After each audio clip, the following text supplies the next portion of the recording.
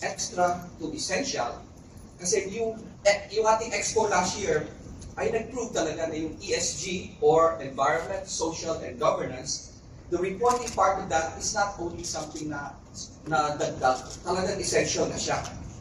And it's non-negotiable already, especially as ang gobyerno has already requested for publicly listed companies to already have CSR reporting as a mandatory item for submission.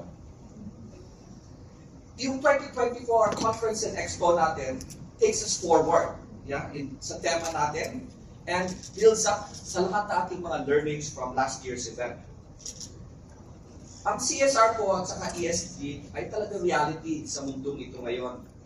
And napaka-fixated, ang dami ngayon mga grupo or topics or even conferences that look at both, and parang sinasabi din nila na ang teknolohiya na kasama to bring forth is something that will be needed as something that can solve yung mga problema natin, yung mga lumang mga problema sa mga bago.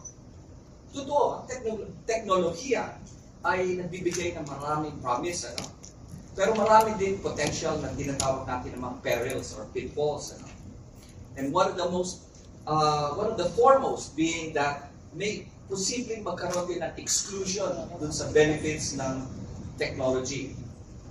Technology may create exciting and lucrative jobs, but they can also threaten to make other jobs obsolete.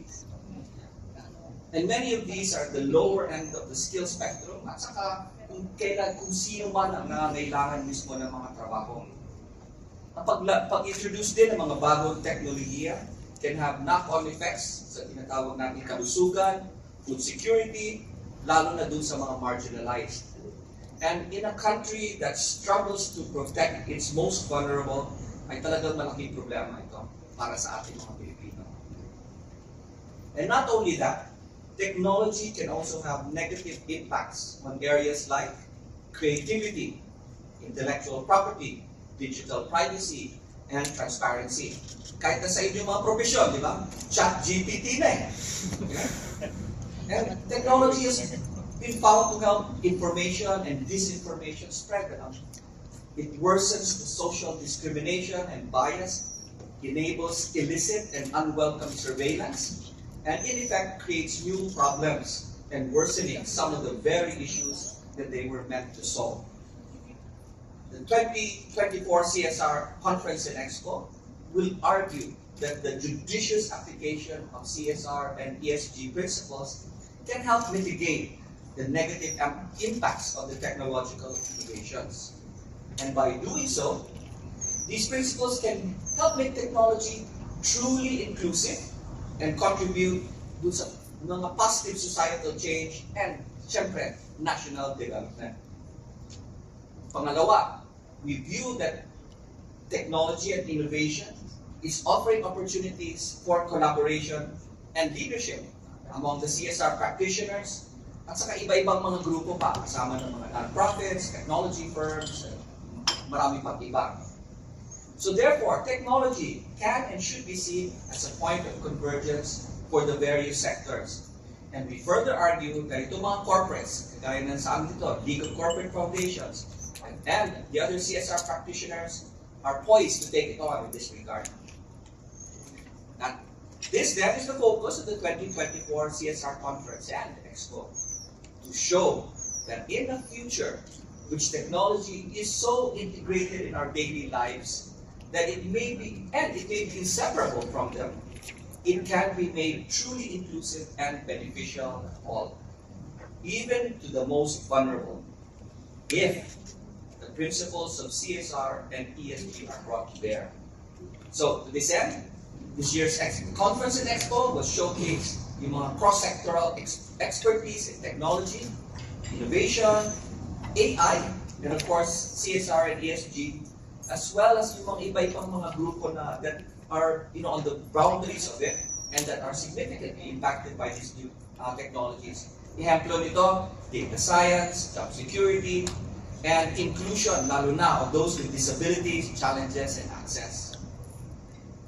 Later in this press launch, you will have the opportunity to experience immersive learning experiences through augmented reality and virtual reality solutions. And hopefully maka-interact tayo, right, with one of them. Okay, so yes daw. So there will be some interaction. We'll see how it goes. And you will briefly hear from Engineer Serge Ramos about yung learning solutions din nila. This year's CSR conference, by the way, going back now to that, will be held on July 3 and 4 at the pronunciation ito, Mayuri Ballroom of the Dusit Thani, Manila, in Makati. The first morning of the conference will be devoted dun sa ating mga plenary speakers at saka yung plenary session. Hopefully, based on yung kanilang mga diskusyon, yung groundwork will be set forth para dun sa conference team, and then yung mga participants maintindihan nila, okay, bakit nga ba ito natin pinapasukan. And at this point, I would like to take the opportunity to introduce yung aming esteemed na keynote speaker, si Dr. David Hardun. CEO siya ng Regional AI Innovation, where he is an expert on data science and the leader of Aboitiz Data Innovation. Dr. Hardun will set the tone for the conference by presenting his view of the future from the vantage point of innovation and technology, as an innovation and technology leader in his speech, na pinamagatan From Insight to Foresight, the role in enhancing CSR. Isang forum will be held after yung nagsalita si Dr. Hardun and mga iba pang mga eksperto that have relevant expertise to it and will now talk about linked topics, and some of them will be on human resources, access and connectivity, data analytics, and importante sa creativity. Yung mga forum speakers natin will hopefully contextualize innovation and technology by taking participants to the reality of the Philippines. Hindi, not from a global perspective, but ano nangyayari na sa atin at this particular point in time. On July 3 then, of that will be the CSR Guild Awards. Ito yung ating yearly celebration of the outstanding CSR initiatives implemented by LCF members. And we're hoping again to recognize those that are truly worthy. On July 4, yung ating committees of LCF, Bitukuyon, ay gagawa ng mga iba-ibang mga thematic sessions in support of knowledge sharing, partnership building, resource leveraging across yung focus areas nila.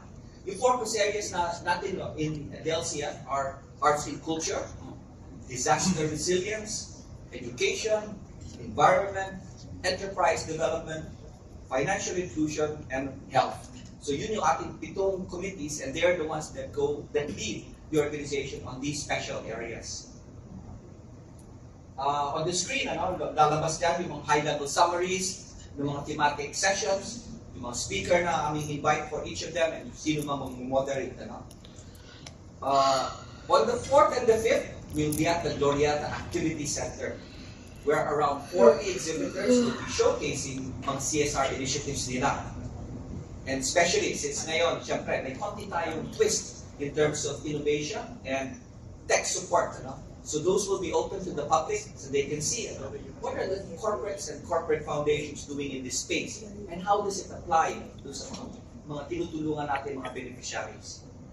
So marami. I truly believe that for this year's Expo, there's so many things that we will be able to bring forth to the knowledge of yung mas maraming kaming kababayan, so they can see what the status is of innovation and technology and AI ngayon in relation to corporate social responsibility.